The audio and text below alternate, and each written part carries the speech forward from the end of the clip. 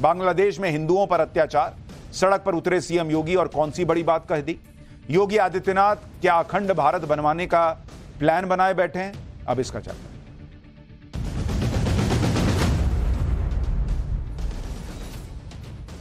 मुख्यमंत्री योगी आदित्यनाथ इन दिनों सियासी पिच पर धुआंधार बैटिंग कर रहे हैं। वो फिर से उन्हीं तेवर में दिख रहे हैं जिस तेवर के लिए वो जाने जाते हैं। उन्हें मुद्दा भी मिल गया जब बांग्लादेश के हिंदुओं पर हुए अत्याचारों पर इंडी गठबंधन कुछ नहीं बोल रहा।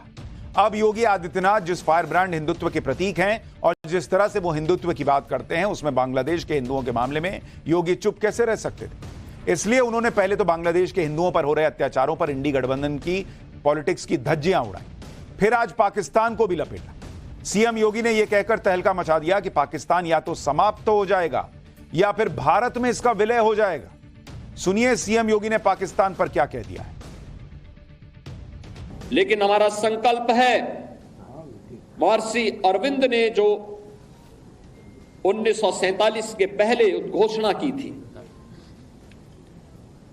आजादी की त्रासदी, देश की विभाजन की त्रासदी आजादी के मिलने के बाद अक्सर उन्होंने इस बारे में अपनी चिंता व्यक्त भी की और उन्होंने इस बात को कहा था कि आध्यात्मिक जगत में पाकिस्तान कोई वास्तविकता नहीं है, या तो उसका भारत में विलय होगा या पाकिस्तान इतिहास से समाप्त होगा, हमेशा के लिए समाप्त होगा। सीएम योगी ने पाकिस्तान को लेकर जो बात कही है वो कोई काल्पनिक बात नहीं है, क्योंकि पाकिस्तान की हालत ही ऐसी है कि एक ना एक दिन लगता है जैसे वो खत्म हो जाएगा। कल ही पाठशाला में हम आपको दिखा चुके हैं कि कैसे बलूचिस्तान में लाखों लोग सड़क पर उतर चुके हैं। ये लोग पाकिस्तान से आजादी की मांग कर रहे हैं। विरोध प्रदर्शनों में उमड़ी भारी भीड़ को देखकर पाकिस्तान की शहबाज सरकार की धड़कनें बढ़ी हुई, क्योंकि पाकिस्तान सरकार की टेंशन यह है कि विरोध और बगावत की आग सिर्फ बलूचिस्तान तक सीमित नहीं है। पिछले कुछ समय से पाकिस्तान के कई इलाकों में लगातार एंटी पाकिस्तान प्रोटेस्ट चल रहे हैं। बलूचिस्तान में लोग अलग देश बनाने की मांग कर रहे हैं। वहीं पीओके में भी पाकिस्तान से आजादी की मांग को लेकर लंबे समय से प्रदर्शन चल रहा है। वहां के लोग तो अब खुलकर भारत में शामिल होने की डिमांड कर रहे हैं। अफगानिस्तान से लगी पाकिस्तान की सीमा पर बसे खैबर पख्तूनख्वा में भी आजादी की मांग तेज हो रही है। वहां हाल के दिनों में कई बार पाकिस्तान के सैनिकों पर हमले हो चुके हैं। दरअसल अफगानिस्तान में तालिबान का शासन आने के बाद से खैबर पख्तूनख्वा में प्रदर्शन उग्र हुआ है। इसी तरह सिंध प्रांत में भी आए दिन पाकिस्तान सरकार के खिलाफ लोग सड़कों पर उतर रहे हैं। सिंध प्रांत के लोग खुद को सिंधु सभ्यता से जुड़ा हुआ बताते हैं और पाकिस्तान पर इलाके में जबरन कंट्रोल करने का आरोप लगाते हैं। यानी पाकिस्तान के कोने कोने में विद्रोह चल रहा है। पाकिस्तान कब तक इसे रोक पाएगा? और एक ना एक दिन तो ऐसा आएगा कि पाकिस्तान के टुकड़े होंगे और वो खत्म होगा। वैसे ही पाकिस्तान आजादी के बाद से 2 टुकड़ों में बढ़ चुका है। अच्छा, अभी आपको एक आगे चैप्टर भी बताऊंगा कि जिन्होंने बड़े अरमान से पाकिस्तान बनाया था वो लोग कैसे बुरी और दर्दनाक मौत मरे, उसका चैप्टर भी है आज। लेकिन पहले सुनिए कि एक टुकड़ा बांग्लादेश के तौर पर 1971 में पाकिस्तान से तो अलग हो गया था, लेकिन पाकिस्तान हो या बांग्लादेश, दोनों ही जगह पर आज भी हिंदुओं को निशाना बनाया जा रहा है। सीएम योगी ने आज यही बात कही कि जिस तरह मजहब के नाम पर पाकिस्तान बना और फिर उसके टुकड़े होकर बांग्लादेश बना, इसी वजह से वहां सांप्रदायिकता का वायरस अब नासूर बन चुका है। 5 अगस्त को शेख हसीना सरकार के तख्ता पलट के बाद से बांग्लादेश में हिंदुओं को निशाना बनाया जा रहा है। वहां हिंदू मारे गए, फिर मारे फिर रहे हैं, फिर आप अपने ही देश में जान की भीख मांग रहे हैं। 5 अगस्त के बाद से बांग्लादेश के 64 में से 52 जिलों में हिंदुओं पर हमले हुए। हमले की 200 से ज्यादा घटनाओं में हिंदू और उनसे जुड़े प्रतीकों को निशाना बनाया गया। योगी आदित्यनाथ ने बांग्लादेश में हिंदुओं पर हो रहे हमलों को चिंताजनक बताया। सीएम योगी ने बांग्लादेश में हिंदुओं पर हो रहे हमलों को रोकने का रास्ता भी बताया। योगी आदित्यनाथ ने कहा कि बांग्लादेश में जो हिंदुओं के साथ हो रहा है उस पर सबको सहानुभूति होनी चाहिए।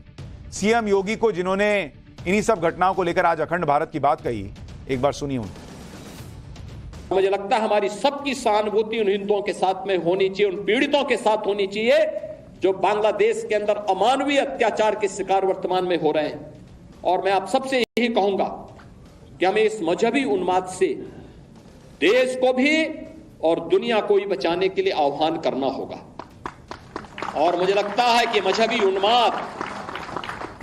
मजहबी उन्माद एकता के माध्यम से ही परास्त होगा। महर्षि अरविंदो का अखंड भारत का सपना इसका समाधान होगा। जो 1947 में हुआ था वही तो पाकिस्तान में आज भी हो रहा है। वही तो पूर्वी पाकिस्तान कहा जाने वाला आज का बांग्लादेश में वही तो हो रहा है। उस समय 10 लाख हिंदू एक साथ काटे गए थे, हिंदू सिख सभी थे, एक साथ काटे गए थे।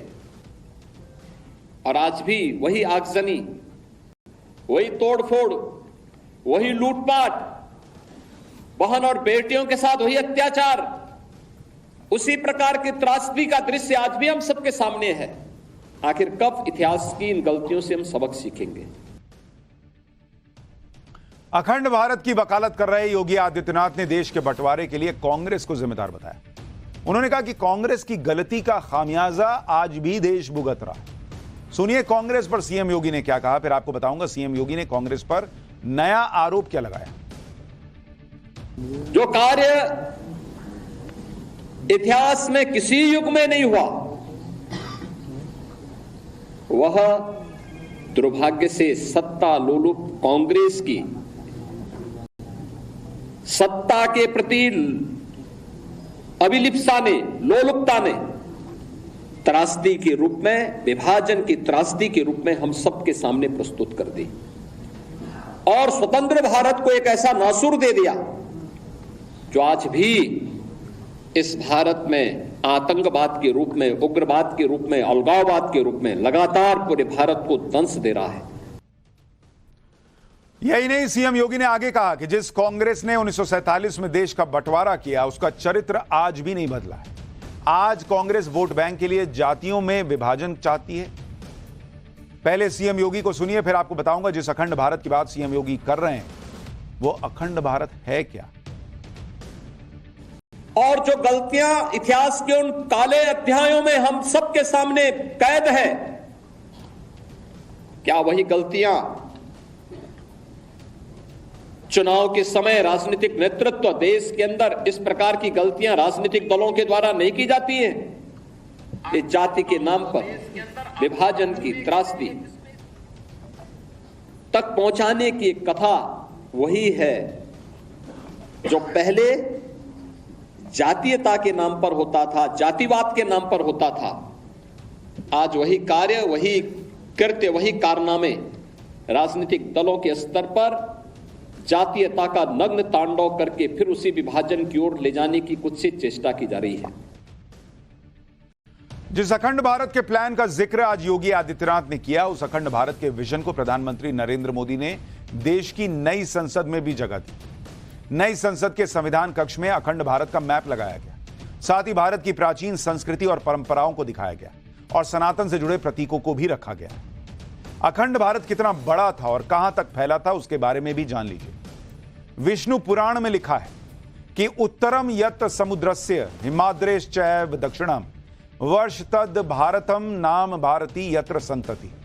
मतलब समुद्र के उत्तर में और हिमालय के दक्षिण में जो भूमि है वो भारत है और यहां के लोग भारतीय हैं। शास्त्रों और पुराणों के अलावा भी आधुनिक इतिहास की किताबों में अखंड भारत का उल्लेख मिलता है। इतिहासकार राधा कुमुद मुखर्जी ने अपनी किताब Chandragupta Maurya and his time में लिखा है कि चंद्रगुप्त मौर्य के दौर में अखंड भारत पश्चिम में ईरान से, पूर्व में बंगाल तक और उत्तर में कश्मीर से लेकर दक्षिण में हिंद महासागर तक फैला था। अखंड भारत का यह दौर 321 ईसा पूर्व तक था। इसी मौर्य साम्राज्य के दौरान जो अखंड भारत था उसका नक्शा नई संसद में लगा हुआ है।